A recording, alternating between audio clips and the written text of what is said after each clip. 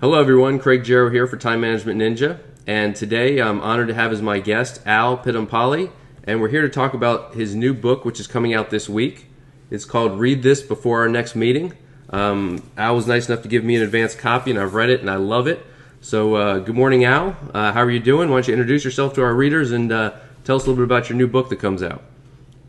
How you doing, Craig, and hello to everyone out there. I mean, my name is Al, and what I call myself is a meeting culture warrior, if you'll believe it.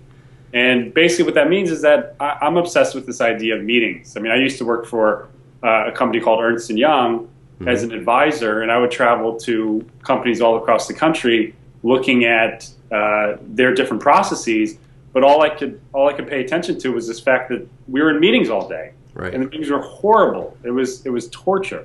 Yeah. So I became obsessed with what is going on. Why is it that every single company seems to have this incredible meeting problem, yet nobody's doing anything about it? And it's funny because I never have to convince anybody that understands this problem that there is a problem. Yes. So that's kind of my jumping off point. That's why I wrote the book. Well, great. And I think that everyone in a corporate environment can definitely relate to that, being in meetings all day long. You know, sometimes it feels like we're in meetings so much we never have time to do our work, which is, I think, partly what you're talking about here. Exactly. I loved your book. You talk about in the first half of the book about some of the issues that people face today with meetings, and then you get into your definition of the modern meeting and your 7 principles. But first, let's talk about a couple of things. I love some of your points early on where you talked about some of the common things that people are experiencing. You talked about how people and companies they use meetings to water down decisions. I thought that was a brilliant thought, and the fact that it kills that whole sense of urgency that anybody has about an issue. You feel like if you have enough meetings that the responsibility is adequately dispersed, that nobody's ultimately responsible, right? Yeah, that's absolutely right, Craig. I mean, when you look at this meeting problem, what you really need to look at is the decision problem. Right. And I think that's fundamentally where we've gone wrong. I mean, a lot of people have tried to tackle this problem, but I think the reason why we haven't really gotten anywhere is because there's this dirty little secret, and that is that meetings have become the default stalling tactic for decisions. Right. Anybody who's ever made a decision before knows how terrifying it is. Sometimes we don't like to admit it, and definitely inside organizations, we don't like to talk like that. Nobody says, well, Bob, I'm afraid of making my decision today. Well, we all experience it. I agree with you. I think that decision-making is one of the big problems that a lot of companies face, and I don't know where we suddenly became afraid to make decisions, whether it's a company fear thing or what it may be. But I definitely agree with you on that whole topic, and I know that leads into your first principle here in just a second. The one last thing I wanted to mention was just how interrupting meetings have become. It seems like anybody can throw a meeting on your schedule, and next thing you know, you've got a shotgun full of meetings all over your calendar, and you can never get to your actual work. So I really liked your point about that as well. Yeah, I mean, they call that the tragedy of the commons, right? It's like we all act in our individual interests at the sacrifice of all of our shared long-term interests, right? If everybody calls a meeting, that's usually great for the meeting leader, but what it does is it creates this culture of interruption where you don't have a 5-hour stretch in the day to really get great work done. Right. And I love the 37 Signals guys have a great metaphor on this. They equate work to sleep, right? Because like sleep, you progress into stages, right? And the deepest sleep is actually where you do the best sleeping. Yes. And work is the same way. If we don't have the time to be able to delve deep into the work and really focus and concentrate, we don't really have the chance to do the art that people really want to do inside an organization. You're right, and it's those long periods of uninterrupted work where you get to that productivity flow and actually get things done. I like that thought a lot. So tell us, where your book goes and what you feel the solution is to this meeting problem. I know in your book you spell out your 7 principles of the modern meeting. Why don't you tell us a little bit about that? Sure. So the 7 principles, it's a standard, right? These aren't rules. These aren't these are principles, right? Because there's no way for me to be able to assess the intricacies of your organization and say, here's when you should have a meeting and when you shouldn't. But by having somewhat of some general guidelines, it's going to help you really determine, what your meeting culture should be like. So my first principle is actually the most important. And in fact, the other 6 just support that. Right. And that is a modern meeting, which is what I call the new meeting, only exists to support a decision that has already been made. Yeah. So that's a little radical, right? I think that's gonna freak some people out. In fact, the first time I read that principle, Al, I was like, Whoa. So you got to make your decision before you go into the meeting. And a lot of times, you know, too many companies are run by committee. They go into that meeting and they chat and they chat and they chat. So tell us a little bit more, because I think this is the most important point you make is what does it mean to make the decision before the meeting? Well, it turns out that groups are great at disagreeing, but they're horrible at agreeing, right? So right. Anybody has had the experience of being inside of a large room with a bunch of people trying to make a decision, and it just doesn't work. Right. This idea of democracy and consensus, it sounds fantastic, it just doesn't work. Right. So what has happened, like we said earlier, is that people are delaying decisions by calling a meeting. Mm-hmm. Right? But what we say is that the individual is the one who makes the best decisions. Right. So let's put the responsibility on the individual. Now, that doesn't mean that if you have a decision, Craig, to make, that doesn't mean that you can't get input from other people. That just means you can't mass interrupt people at one time and get them into a room to make your decision, right? Yeah. I call meeting a weapon of mass interruption in the book for that reason, right? It's like, it's your decision, yet you're pulling 8 people into a room at one time to make it more convenient for yourself. And I don't think people are, you know, selfish or evil in a way that they're intending to do that, but that's the reality of what's happening. So what I'm saying, Craig, is if you have a decision to make and you need input from other people, go ahead and have one-on-one conversations with other people, but make the decision yourself, right? Yeah. Get as much input you need through one-on-one conversations, make the decision, and then have a meeting if you want to be able to debate that decision with other people. Right. I like that. I like that a lot, Alan. I think it's a very powerful statement you make in your book there. It talks about putting the onus back on the meeting owner to research and come to the meeting with a position, with the decision, and then you can debate it with your team. I like that a lot. I think it's very powerful. Great. And then, like you said, the rest of your principles kind of support that main concept.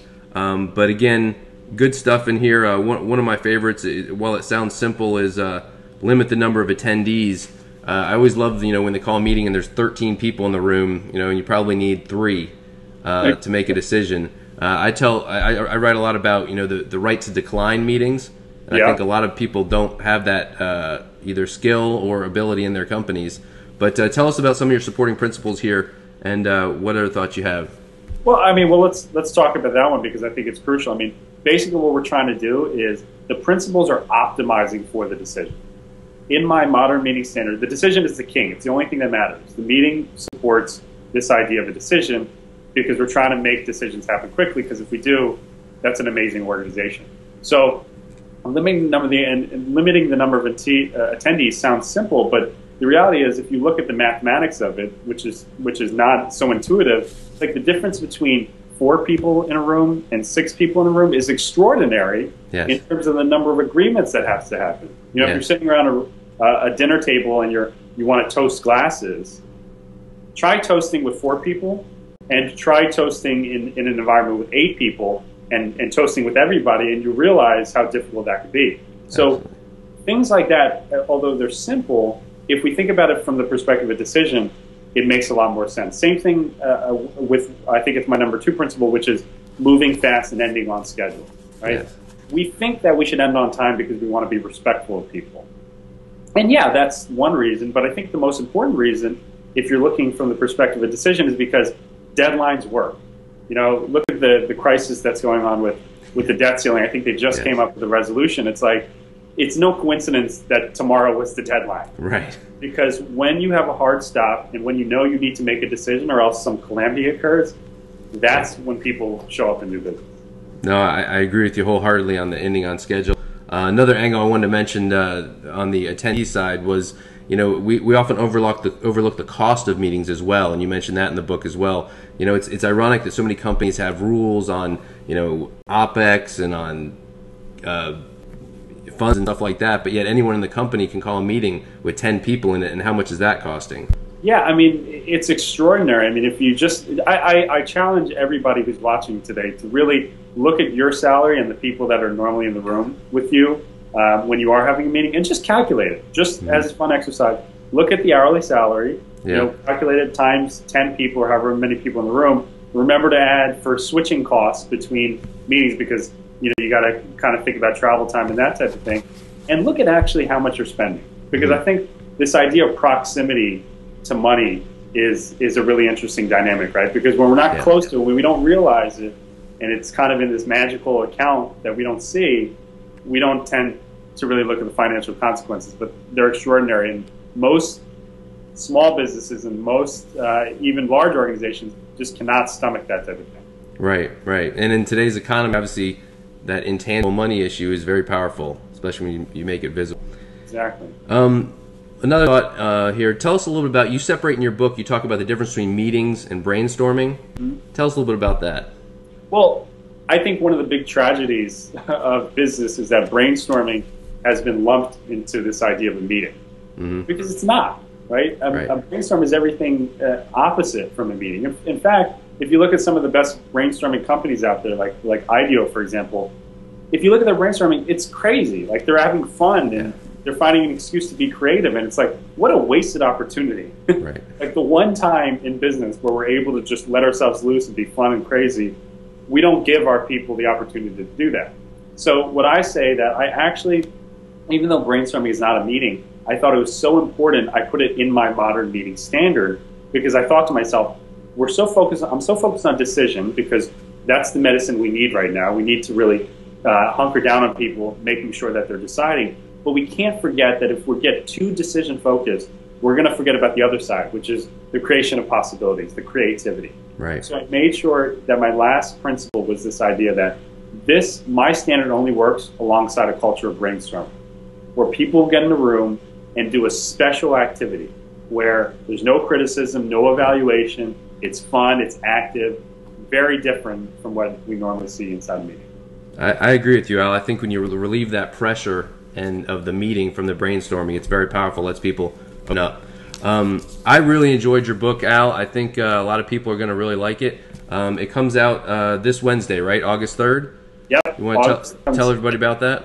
Yeah, so it comes out this Wednesday, August 3rd. It's going to be available. It's an Amazon exclusive right now. It's published by the Domino Project, and it's going to be available in audio, hardcover, and Kindle. And there's been a generous sponsorship by Citrix that we're really excited about. So what they're doing is they're sponsoring the Kindle edition, which is going to make it available for free download for anybody in the world for the first week. So from August 3rd till August 9th, you can go to Amazon and download the Kindle version of my book for free. So go and do that. There's no excuse. Well, that's great. I know a lot of people that I'm going to tell about it, and I hope our readers will download it as well.